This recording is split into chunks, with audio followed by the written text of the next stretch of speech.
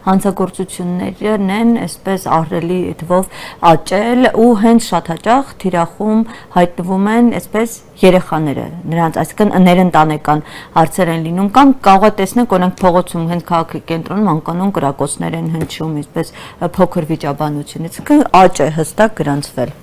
հանցագործությունների աճ։ Դե մարդու իրավունքների հետ կապված հարցերը միայն հանցագործությունների հետ չեն կապված, որովհետև մարդու իրավունքների ոլորտը շատ լայն ոլորտ է։ Չէ, սա ինչով կարող է պայմանավորված լինել այս աճը հանցագործությունների։ Դա կարող է տարբեր հանգամանքներով պայմանավորված լինել, եթե իրավունքների անդրադառնանք այս համատեքստում, ապա պիտի հատուկ շեշտադրեմ, որ միանշանակ իրավունքների հետ կապված բազում խնդիրներ կան, որովհետև օրինակ նույն հանցագործությունների աճը, եթե օրինակ անչափահասների ներգրավմամբ է, դա նաև մարդու իրավունքների հետ կապված բազմաթիվ